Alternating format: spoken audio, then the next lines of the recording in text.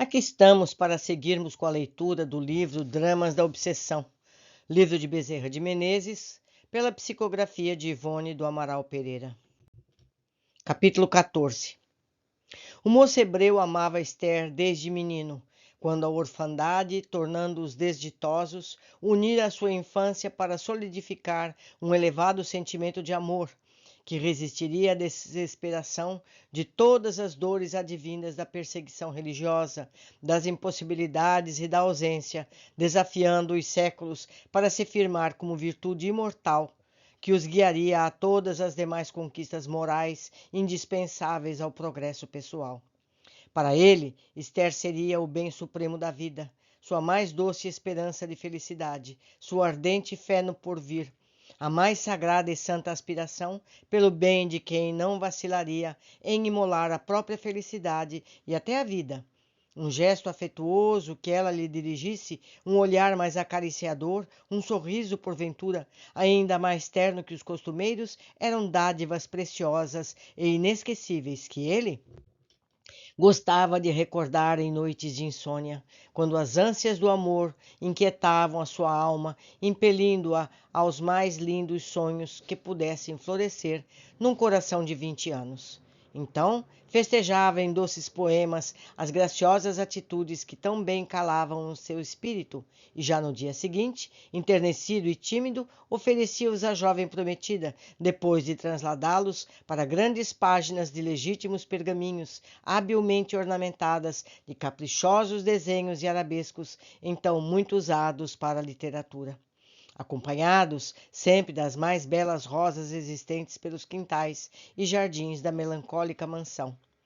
Se, todavia, a sós consigo se permitia devaneios tão ardentes, junto da linda jovem portava-se acanhadamente, tal o adolescente incapaz de um monossílabo ante a senhora inspiradora dos seus primeiros arrebatamentos.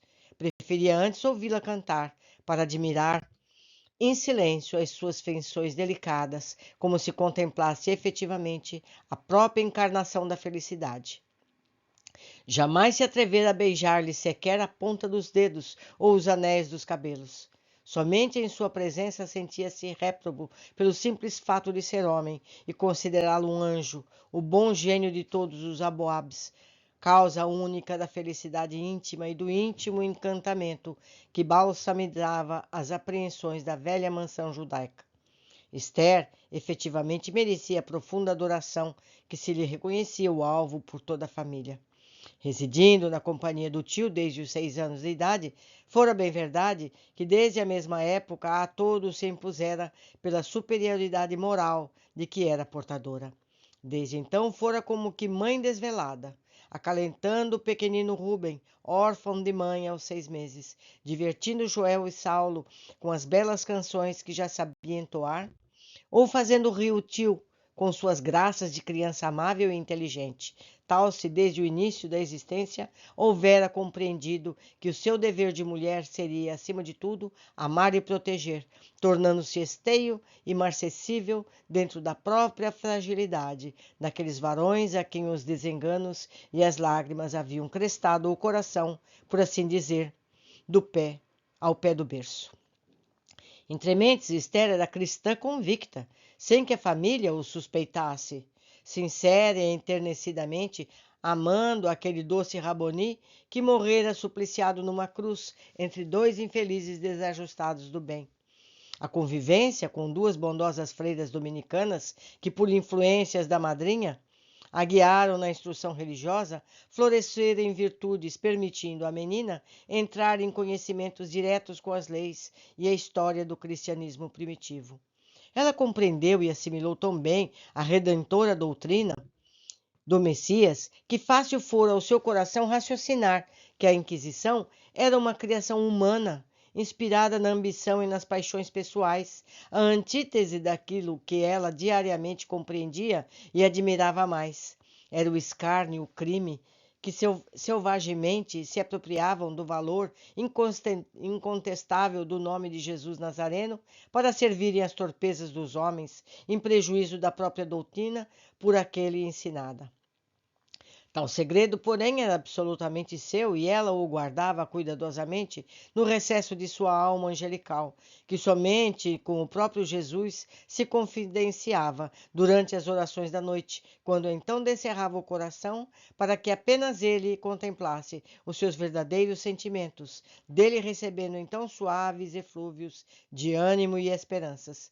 Pelas tardes domingueiras, no entanto, se não adivinham visitas ou se estas se retiravam mais cedo, reunia-se a pequena família à sombra das oliveiras e dos tamarindeiros no jardim do discreto solar.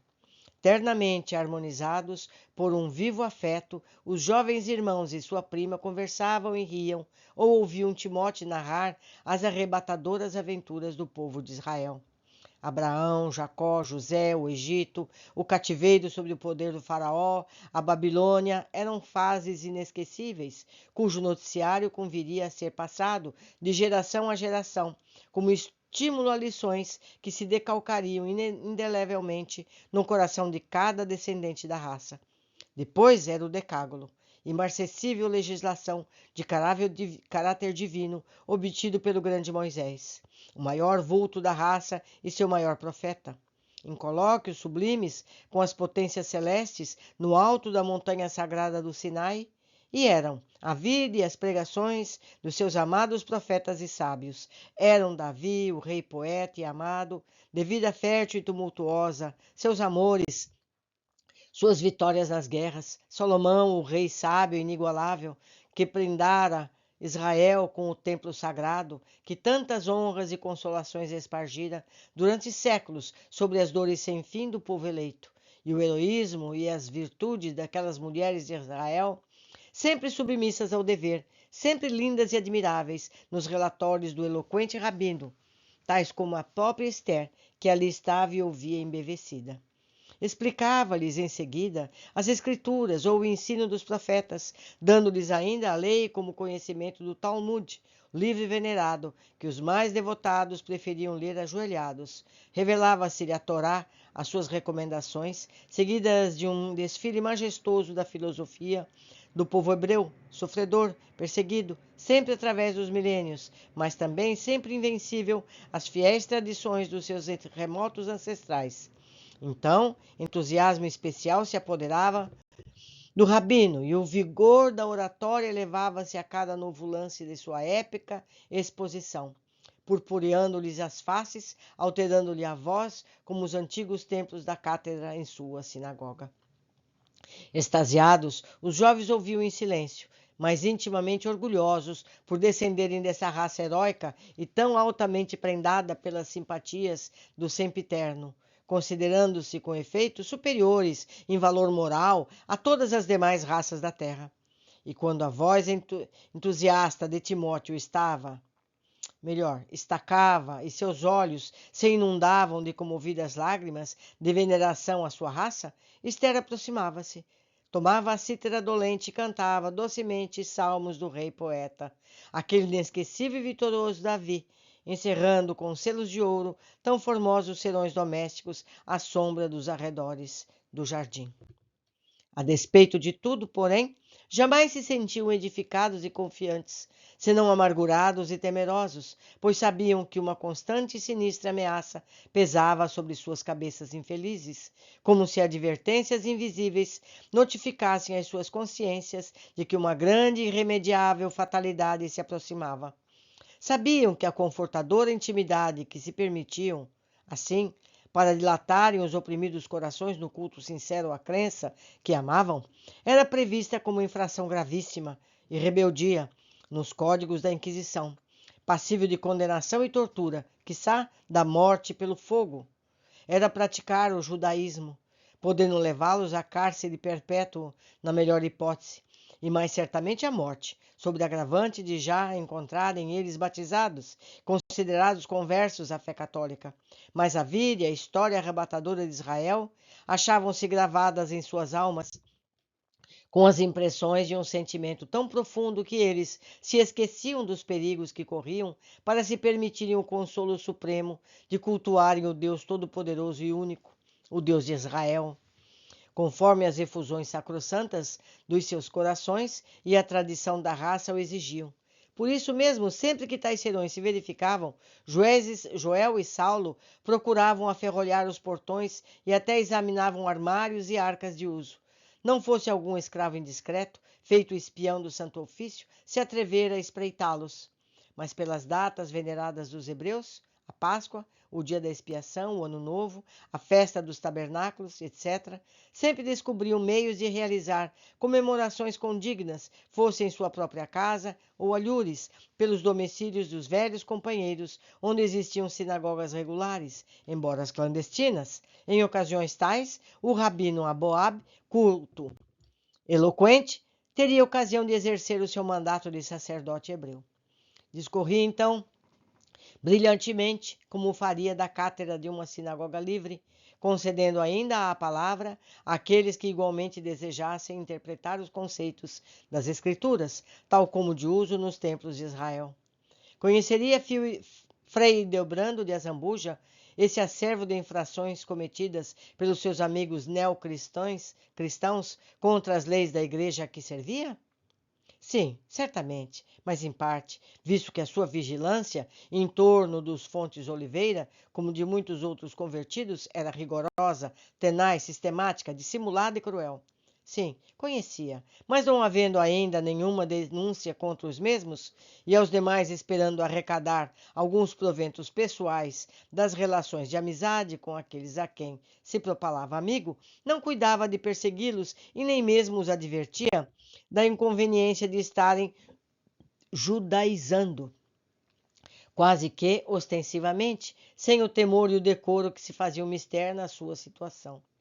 Os proventos, ele efetivamente o ia arrecadando em somas avultadas para a obtenção de indulgências a benefício de toda a família, celebração de missas para a salvação de suas almas, etc.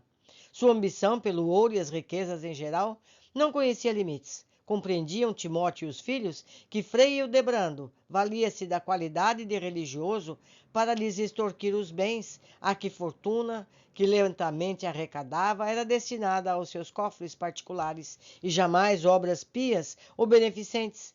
Enchia-se, pois, de amargor os aflitos hebreus, cujo agarramento aos bens materiais seria tão absorvente como o do mesmo frade.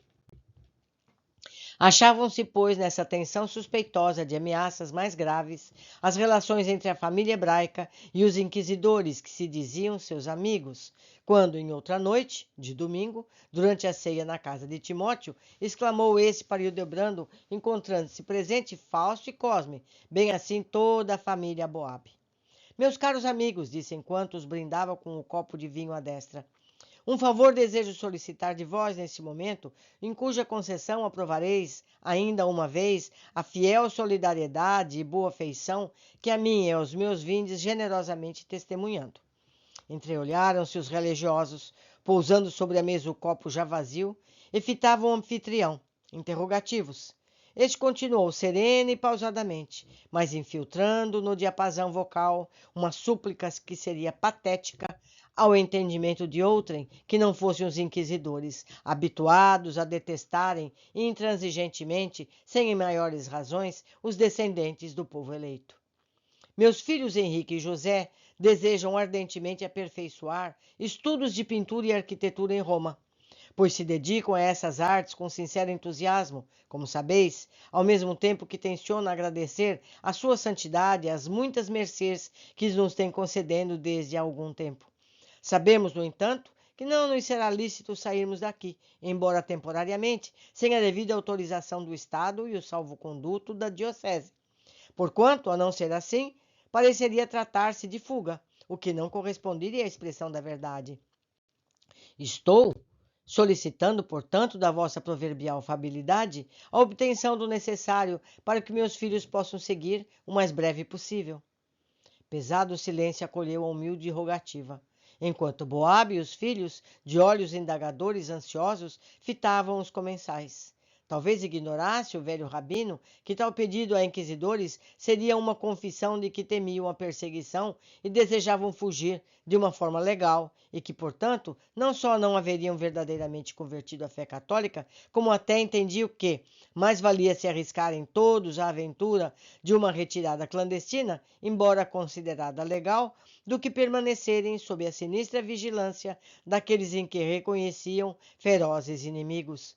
Talvez ignorasse ainda que, com autoridades mais imparciais, obteria sem muitas dificuldades o que pretendia, desde que favorecesse largas propinas, e não recorrendo a amigos suspeitos.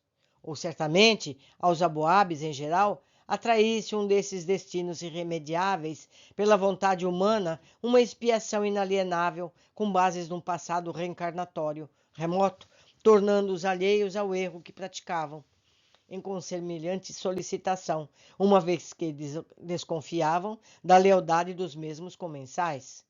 O certo foi que, ao cabo de alguns minutos, que os hebreus se diriam séculos, durante os quais o silêncio se tornou opressivo, Joel, ou Henrique, insofrido, inquiriu que Hildebrando, arriscando-se a censuras azedas, diante de autoridades respeitáveis, como era o grande Zambuja e seus acólitos, pois muito jovem ainda era para o atrevimento de se insinuar numa conversação do pai, interrogando personagens a quem antes deveria apenas ouvir. Então o livro nos narra, meus amigos, que eles poderiam ter conseguido o que queriam com propinas a uma outra autoridade e teriam conseguido o que queriam. Mas, diz aqui Bezerra, provavelmente haviam coisas do passado que eles precisavam quitar. Por esse motivo, escolheram o caminho equivocado, que acabaria em traição. Continuando. Não respondeis, senhor Dom Henrique Hildebrando. Aguardamos. Quem suspeitaria a conflagração interior daquele caráter sombrio de inquisidor, cujo coração se precipitava inconvenientemente em presença da prometida desse adolescente? Que estranhas singulares forças telepáticas se coadunariam naquele ambiente, onde vibrações antagônicas se chocavam, em combates que pressagiavam tragédias seculares para seus expedidores? Que misteriosa atração unia essas personagens que intimamente se detestavam, mas que ligariam por isso mesmo umas às outras através de destinações futuras, sem jamais se poderem libertar? Certamente que seriam os laços do pretérito, consequência de ações reprováveis que se distenderam em vidas remotas para existências do momento, alongando-se por isso mesmo mais tarde em dolorosos epílogos futuros. E talvez até mesmo os excelentes vinhos do Aboabes, de uma forma acidental, houvessem perturbado o raciocínio de Hildebrando, dando pausa a novos séculos de lutas fratricidas, pois que, voltando-se para o jovem interlocutor, respondeu imoderado e agressivo: Assim? Esperas a resposta? Não herdaste a aliança de teu pai, pois ele não exigiu imediata solução ao grave problema que acaba de propor? Tu aperfeiçoares estudos em Roma? Desde quando os malditos descendentes de Caim se dão ao luxo de se tornarem artistas? Enganas-te, pequeno herege. Suponho-me tão simplório que não compreenda claramente que o que tu e os teus sonhais é a libertação da nossa lei e benévola vigilância, a fim de retornares ao culto detestável dos teus avós, membros da família dos Iscariotes. Vai, segue para Roma, torta-te um novo Rafael, ou se puderes, suplanta Miguel Ângelo nas vocações artísticas, mas seguirás sem os haveres de teu pai. Deixarás em Portugal quanto possuíres, e nem se permitirá que recebas mesadas idas daqui. Nada levarás, nem mesmo tua noiva, para que se torne tua mulher. Acirrado o debate seguiu-se então entre o jovem estudante e o frade. Insultos foram trocados com rancor e violência, ambos atirando à face um do outro o fel que desde muito lhes amargurava o coração. O nome de Esther, pronunciado várias vezes por Azambuja, que já não podia ou não queria ocultar o segredo que lhe tumultuava o peito, tornou-se ponto central da precipitosa altercação, a qual ia revelando, de um lado, o despeito que desde muito amesquinhava o íntimo do inquisidor, Do outro, o ciúme mortificante, temeroso das represálias do futuro. E ambos, os antagonistas, esquecidos dos princípios de boa educação que deveriam continuar cultivando, deixaram-se levar pela cólera a ponto de se levantarem da mesa, aproximando-se um do outro para melhor se insultarem. Aflito, Timóteo insistia em conter o filho, chamando-o à razão, exigindo dele que se calasse, rogando-lhe apresentar-se escusas e pedisse perdão ao amigo que de toda a família tantos benefícios devia. E em vão Saulo igualmente tentava interpor-se entre os dois litigantes, a fim de serená-los. Afastando-se para longe, o irmão, cuja revolta comprimida desde muito, agora crescia sob os insultos do religioso. Joel, porém, muito jovem e impetuoso, caráter viril subjugado por inalterável opressão desde a infância, e ao demais exasperado ante a desfaçatez e a deslealdade daqueles que se infiltravam como amigos para melhor os atacarem e destruí-los, lançava aos ares toda a repulsa por que sentia invadir, confessando desassombradamente aos padres o asco e o horror que eles próprios e a sua crença lhes inspiravam. Em dado instante, ouvindo o adversário o insulto mais chocante, Joel atirou o rosto os restos do vinho de um copo pegado ao acaso, sobre a mesa, num supremo desafogo. Perplexo ante ofensa tão grave e audaciosa, os três religiosos nada conseguiram dizer aos primeiros momentos, emudecendo de surpresa. Mas de súbito um punhal brilhou nas mãos de Hildebrando, retirado de sobre as dobras da sotaina. 3 punhais rugiram nas mãos dos 3 representantes do Santo Ofício, que se dispuseram a avançar para o agressor, a fim de lhe cobrarem bem caro a ousadia, enquanto o velho rabino procurava defender o filho, interpondo-se entre eles e os atacantes. E Saulo, na timidez dos 17 anos de idade, deixava ouvir aflitivos brados de terror. Mas eis que Esther intervém, surpreendida e conciliadora, conseguindo, não sem grande esforço, aplacar a excitação geral. Os punhais então voltaram a se esconder sobre as soitanas negras, depois de ferirem levemente Joel e Timóteo. Um sorriso enigmático suspeitoso crispou os lábios do terrível Azambuja, o qual, dirigindo-se à linda hebreia, verberou, atraindo ódio execrável em tono vocal. Chegaste em momento preciso para fazer-me refletir, bela menina. Não, nada de violência. Devo humilhar-me e ponderar. Será imprescindível que a razão se conserve absolutamente do meu lado. Saberei obter melhores oportunidades para a desforra desse imperdoável insulto. Oh, e sabereis escolhê-las. Tua dedicação acaba de salvar a vida do teu noivo. Sim, linda flor, tu amas, mas juro pela minha honra que dominicano que não vos pertencerei jamais. Vejamos, encantadora heregezinha, se algum dia o teu prometido poderá retribuir o favor que lhe acabas de prestar. Completou a despeitada arenga com uma gargalhada insultuosa, voltando-se em seguida para os companheiros e prosseguindo o trágico, afetando mágoa profunda. Afastemo-nos deste antro, caros irmãos, o qual em mal inspiradas ocasiões hemos frequentado. Nada mais temos a fazer na intimidade destes ingratos, cujos umbrais se encerram para nós. Sois testemunhas da afronta que me infligiram. A mim, inquisidor-mor de Portugal, e como fui desrespeitado, menosprezado, quase assassinado por esses malditos judeus.